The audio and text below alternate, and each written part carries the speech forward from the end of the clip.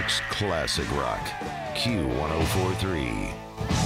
Good morning, and I say good morning and welcome to Muta Ali. He is the director of Yusuf Hawkins' Storm Over Brooklyn, which will debut this coming Wednesday night, August 12th on HBO. And HBO being HBO, you could see it for a long time on all the platforms. But as I always say about HBO, if a doc is on HBO, it is the best because they only do top notch.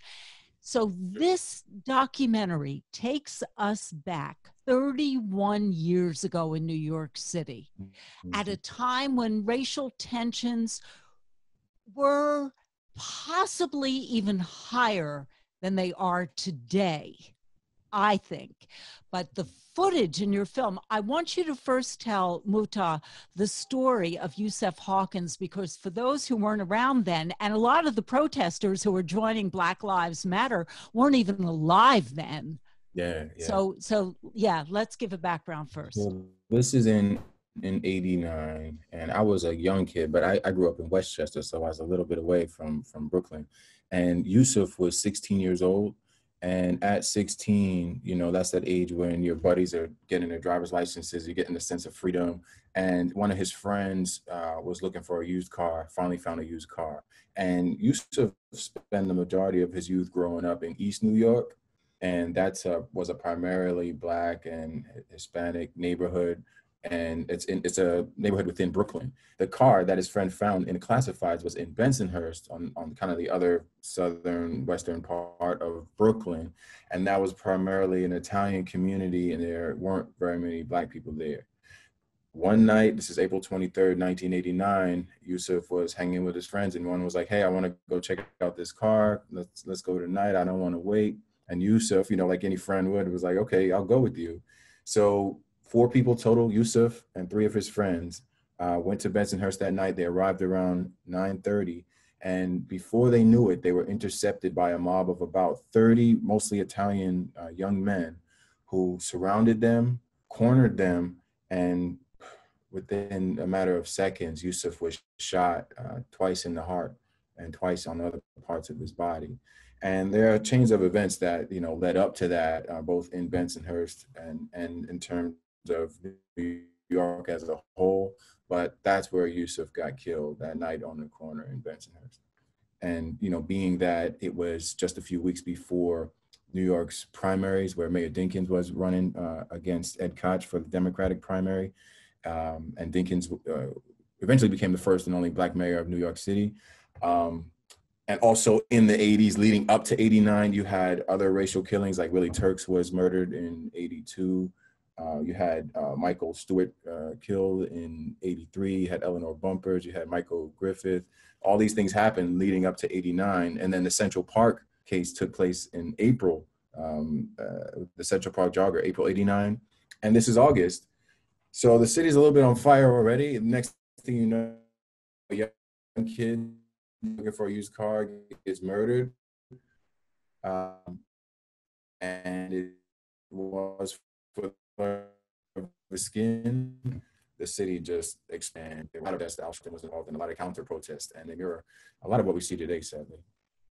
Now, remember, with the Central Park Jogger case, again, if you weren't alive when this happened, the teenagers who were arrested and were immediately convicted in the media and immediately convicted by public officials ultimately were freed thanks to DNA evidence, and won a multi-million-dollar lawsuit against the city.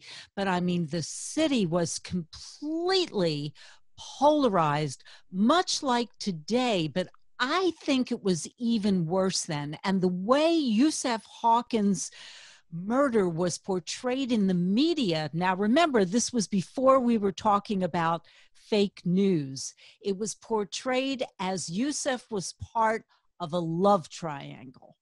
So explain this, Muta.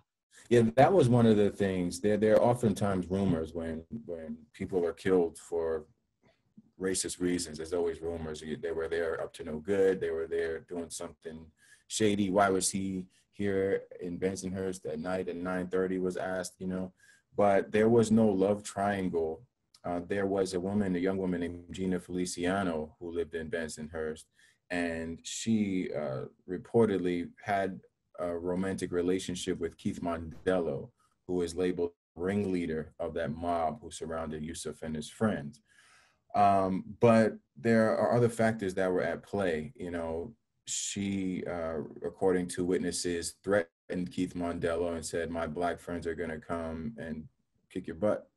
And Keith, in response, gathered friends supposedly to defend himself. There are other people who are out there because there is property that is owned by people who don't want their property messed up. People who might not be into, they just don't want anybody coming to their town to mess up their property. So there were other people in that mob who came to defend the store on the corner, so to speak.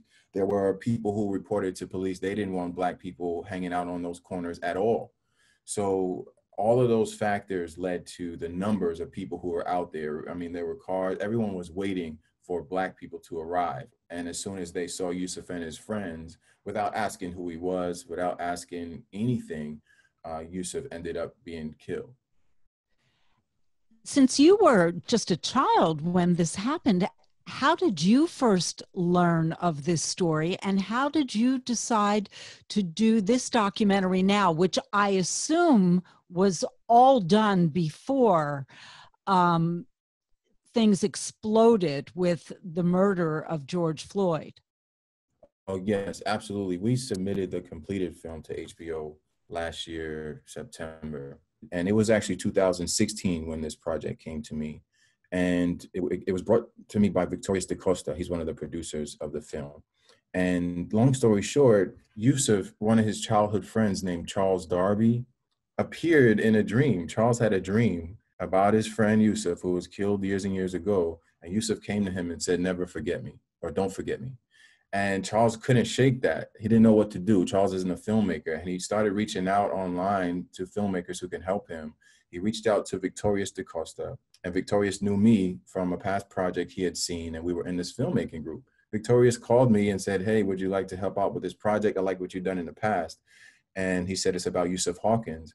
And I knew the name, but I was confused because, you know, Yusuf Salam is one of the names of the Exonerated Five. And so I was like, okay, 89, Yusuf, you know, and that's one of the reasons why people spell Yusuf's name wrong, because YUSUF is Yusuf Hawkins and YUSEF is Yusuf Salam. So I talked with Victorious about it, and that was in the beginning of 2016. And I had to read the book. John DeSantis did a wonderful book called For the Color of His Skin about the murder of Yusuf Hawkins. And I wasn't quite sure I was going to jump into it because we had to do it out of pocket. We had no funding. We had no studio, nothing. And that is so challenging to do. So I needed to know that I'm not just telling a story about someone who was killed just for the sake of telling a story about someone who was killed. You know, oh, there's racism and horrible things happen. That's not what I wanted to do. So eventually, after doing enough research, I learned, you know, there's something important and contemporary relevance to what happened in this story. And with that, I brought in my producing partner, Javon Frank, and that was the core group. Me, Muta Ali, Javon Frank, Victorious DaCosta, and Charles Darby. And for a year and a half on our own, renting, borrowing, you know, like we went out and just closed interviews with Reverend Sharpton, Mayor Dinkins, and everything, and got enough steam built up that when I crossed paths with this initiative that the American Black Film Festival does with Lightbox Studios, I applied to it and we won. We won out of 300 plus films, we won. But that was in the end of 2017. And then months and months of pitching, HBO said yes. And near the end of 2018, we got the budget and we spent the next year finishing the film. So we finished in 2019. So it's been a long, long journey of getting this thing done. Well, taking a step back 31 years ago, how do you compare the climate of New York then with now? How do you see things? I think they're very different in terms of, you know, obviously Manhattan has been completely changed. It's a tourist place and, you know, commercialized completely. It's a lot, the crime is lower, but the segregation is very similar. We live very divided, and that's what Dinkins, his platform back then in '89 was calling New York City a gorgeous mosaic of cultures. And the divisions, they persist. The division persists. There's an article in the New York Times called Mapping Segregation. It came out in 2015, but they mapped all the boroughs based upon people who live there by their race. And there are lines, there's still lines that show what neighborhoods are Black, white, Asian. And that struck me as one of the reasons why this is called Storm Over Brooklyn, because the divisions that we live in allow us to hold on to these prejudices about other people. And those things still exist. And even more so, our schools are more segregated. There are numbers that show that we're even more segregated, although we're a diverse city, than ever. And those are some of the ingredients that show me that we're still the same, and the dangers that allowed this to happen or fostered an environment that allowed Yusuf to be murdered for the color of his skin are still here. Politically too, you had Ed Koch running for mayor, and he felt the need to appeal to the needs of his constituents, who were mostly wealthy people who didn't live in towns like East New York. And that meant people in East New York had less access to quality education, healthcare, housing, et cetera. And people in areas like Bensonhurst, who also were middle working class, led totally different lives and also had judgments about Black people. And those judgments were created partly by the conditions that those Black people were forced into. All these things are happening now. And that's the reason that I really felt like this story needed to be told, along with the fact that Diane Hawkins, Yusuf's mother, and what happened to Yusuf. And a lot of people don't know what happened. So I'm like, okay, I feel there's definitely enough here compelling me in my spirit to just dive in and give my all to the possibility of this film being made. Muta Ali, the director of Yusuf Hawkins' Storm Over Brooklyn, which is debuting this coming Wednesday night, August 12th, exclusively on HBO. What are your hopes that could come out of this documentary?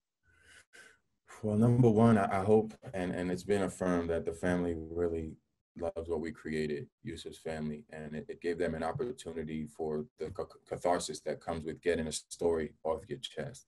I hope that number two, people know that Yusuf existed, get an understanding as to what led up to his murder, and use that in some way in our minds, in our conversations, to at least think twice before you judge somebody and take harsh actions, and maybe look around at our environment and maybe be weary when you see groups being segregated and being treated differently. You know, that's kind of what I want, just to think of more about what's happening on a macro level and how it affects our feelings about one another. Well, congratulations. This is really an historic document that will live on. Congratulations on that. And guys, if you missed any part of this interview with Muta Ali, you can download the iHeartRadio app for free. My podcast is Sontein Sessions. Thank you so much, Muta. Thanks for having me. My pleasure. New York's classic rock, Q1043.